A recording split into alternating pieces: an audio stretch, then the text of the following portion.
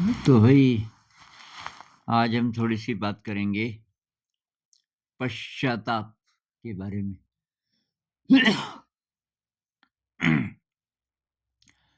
किसी दोस्त ने सजेस्ट किया, पश्चाताप का मतलब तो आप समझते ही होंगे। कुछ बहुत बड़ी गलती हो गई पास्ट में और अब पछतावा हो रहा है। बहुत ज़्यादा रिग्रेट की फीलिंग आ रही है, गिल्ट की फीलिंग आ रही है और वो बार आती रहती है। तो क्या करें? कैसे हमने जो गलत काम किया, कुछ लोग कहेंगे पाप किया, तो कैसे बाहर निकलें?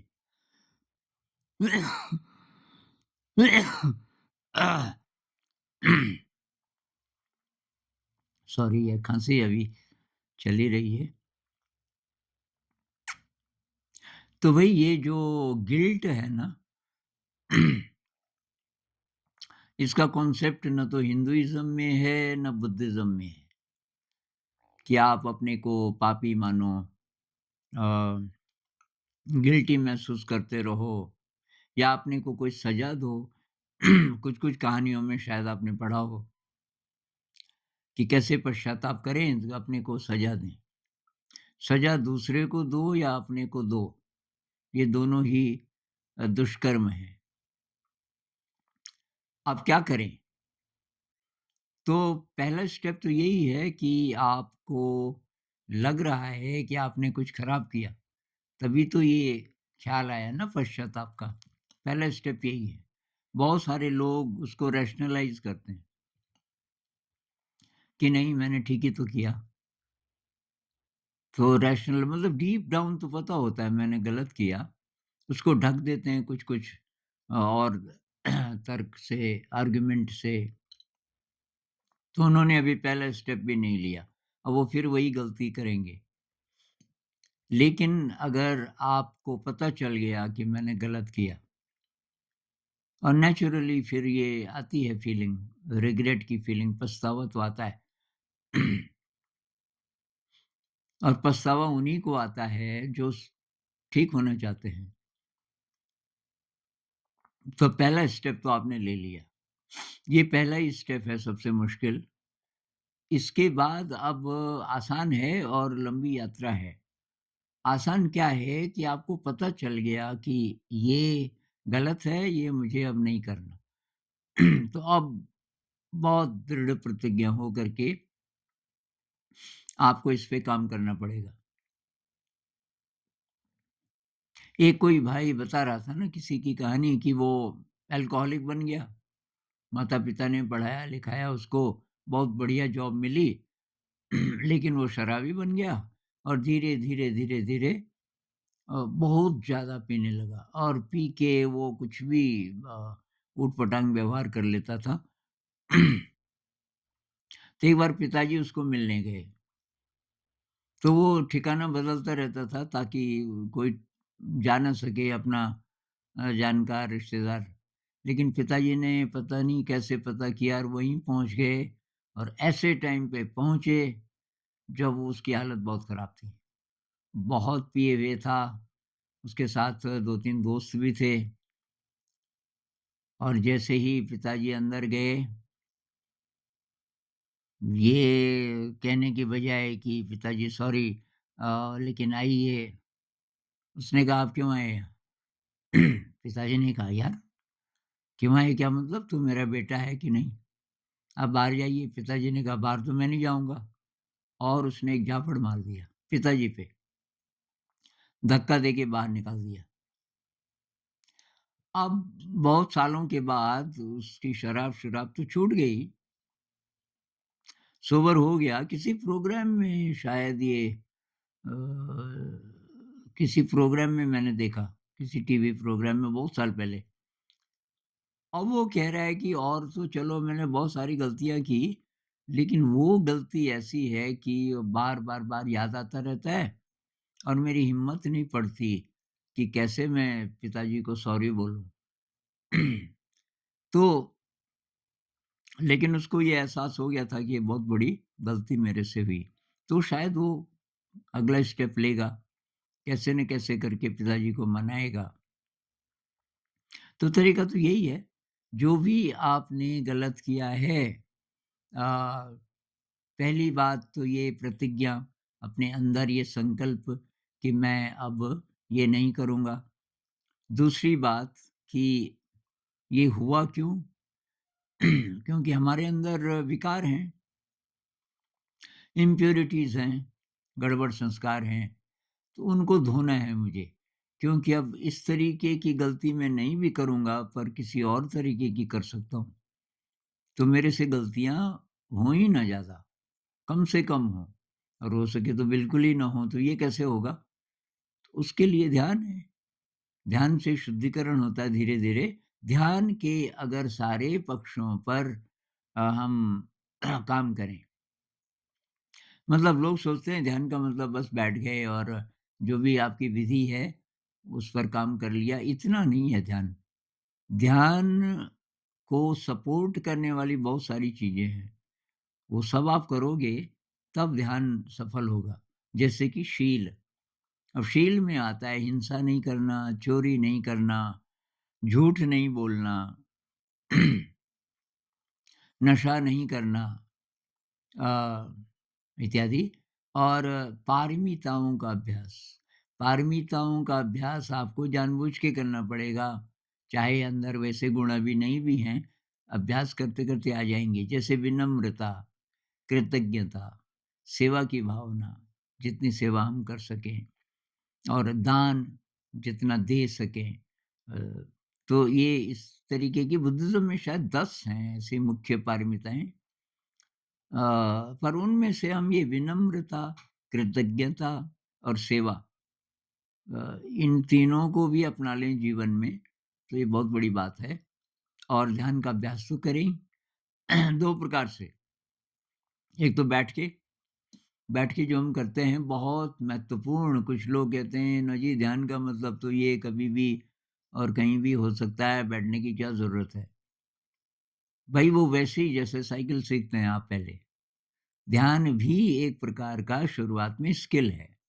जो ध्यान की परिभाषा कई लोग कहीं-कहीं से उठा लेते हैं कि जी चित्त एकदम शांत है, हर परिस्थिति में ध्यान तो वो है। अरे वो तो भई अंतिम है ना, वो तो जब काफ़ी आपका अभ्यास हो जाएगा तब ऐसी स्थिति आएगी। लेकिन शुरुआत तो कहीं से करोगे। तो जैसे दूसरे स्किल्स हम सीखते हैं शुरुआत वैसी होती है जैसे साइकिल। साइकिल कहाँ सीखोगे आप? सड़क पे? मेन रोड पे जहाँ बहुत ज़्यादा ट्रैफ़िक है और आपको अभी खाली साइकिल ठीक से यहाँ से वहाँ ले जाना हो तो गिरने का डर रहता है। तो हम खाली मैदान ढूँढते हैं, जहाँ सेफ हो। ऐसे ही मेडिटेशन की शुरुआत के लिए हम सेफ जगह ढूँढते हैं। ऐसा टाइम जब शोर-शराबा ना हो और ऐसी जगह जो सेफ हो, तो बैठ कर के जो ध्यान हम करते हैं उसका महत्व हमेशा रहता है। ये नहीं कि अब हम सीख गए अब बैठने की ज़रूरत नहीं। तो दूसरा पक्ष है माइंडफुलनेस कि भई हर समय हम ये कोशिश करें कि हमें अपना जैसे विपस्सना मेडिटेशन है, जो मैं रिकमेंड करता हूँ, बहुत ज़्यादा यूज़फुल। तो उसमें ये है कि साँस पे ध्यान लगाओ, शरीर पे ध्यान लगाओ, शरीर को महसूस करो और फिर मन को महसूस करते रहो, मन में क्या चल रहा है। तो साँस और शरीर को तो एक ही मान सकते हैं ना, इसको कायानुपस्सना बोलते हैं वो। तो शरीर और मन दोनों पर नज़र रखो हर समय कुछ भी करते हुए। तो कुछ भी काम करते हुए और रिलेशनशिप में भी, किसी से बात करते हुए इत्यादि, इत्यादि। तो ये जब आप करोगे, तो उससे शुद्धिकरण होगा धीरे-धीरे और जीवन भर की यात्रा है। दूसरी बात भई ये हमारे ये ग्रंथों के अनुसार तो हम पैदा हुए ना इस शरीर में, तो इसका मतलब है कि मैल तो है, नहीं तो हम इस शरीर में, इस जगत में पैदा नहीं होते। ऐसा कहते हैं ना, किसी एस्ट्रल वर्ल्ड में कोई दूसरा शरीर होता प्रकाश का, तो वहाँ पैदा होते। तो यहाँ पैदा हुए अपने को ठीक करने के लिए। कहते हैं कि ये जो मृत्युलोक है, पृथ्वी है और जो मनुष्य जीवन है, ये है सबसे ज़्यादा आदर्श किसके लिए? मैल धोने के लिए, अपने को प्योर करने के लिए। क्योंकि अगर किसी दिव्य जगत में पैदा हो जाएँ और मैल है, तो वहाँ से कि बहुत मुश्किल होता है उस पे काम करना, क्योंकि वहाँ डिफ़िकल्टीज़ नहीं है। ऐसा भी कहते हैं ना कि कुछ देवता लोग हैं, वो देवलोक में अटके हुए हैं, उससे आगे नहीं जा पाते, क्योंकि कोई न कोई वासना रह गई थी। शुद्ध बहुत हो गए थे, लेकिन कोई छोटी-मोटी वासना रह गई थी, उसके कारण अटके हुए हैं। इसलिए ये पृथ्वी पे हमने जन्म लिया, तो और इस शरीर में, तो एक बात तो ये कि भई मैल था, तभी यहाँ जन्म लिया। सबकी वही हालत है। आप ये मत सोचो कि भई आप ही अ, ऐसे इंसान हैं कि आपसे बड़ी-बड़ी गलतियाँ हो जाती हैं और मन मैला है, सबका मन मैला है।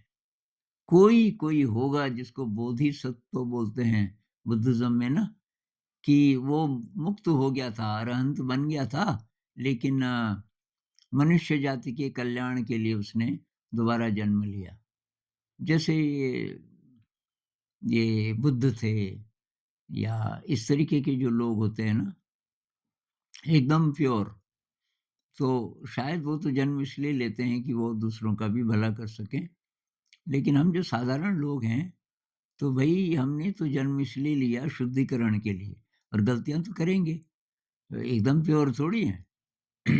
गलतियों से सीखना है, पॉज़िटिवली लो उसको। ये जो आप बोल रहे हो ना, ये पश्चाताप, तो जो गलती हुई उसको पॉज़िटिवली लो कि गलती हुई भई, खराब तो लग रहा है। मैं ऐसा नहीं, ऐसा करता, ऐसा कर सकता था। बाद में हम सोचते हैं ना जब हो गई गलती। लेकिन इसको पॉज़िटिवली ऐसे लो कि यार मुझे पता चल गया, मैं ये भी कर सकता हूँ, इतनी बड़ी गलती कर सकता हूँ, अब नहीं करूँगा। ये वैसे ही है जैसे आप साइकिल सीखते हो तो पहले गिरते हो। तो जो गिरना है, वो क्या है? वो उसका पार्ट है। गिरोगे ही नहीं तो फिर सीखोगे भी नहीं। इसी प्रकार से हम गलतियाँ ही नहीं करेंगे तो हम सीखेंगे भी नहीं। हम इस वहम में रहेंगे। मान लीजिए किसी को ऐसी हालत में आदर्श स्थितियों में रखा जाए कि वो गलती कर ही ना सके जीवन भर। कोई ऐसे लोग हों जो बचाते रहें उसको कि भई उसकी ये वीकनेस है, तो ऐसा परिवेश बनाओ कि गलतियाँ कर ही ना सके। मान लीजिए, तो सीखेगा भी नहीं। वो इस दुनिया में जितना लेके आया था बस उतना ही रहेगा। तो फ़ायदा क्या हुआ? इससे अच्छा तो ये है कि भई अ, गलतियाँ होंगी और हम उनसे सीखते रहेंगे।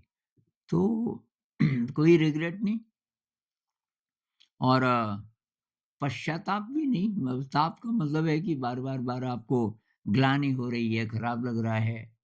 अब मनुष्य हैं, लगेगा तो ज़रूर, चाहे कितना भी आप गहरे चले जाएँ ध्यान में, हल्की-हल्की वो जैसे याद आती है ना कि मैंने ये खराब किया।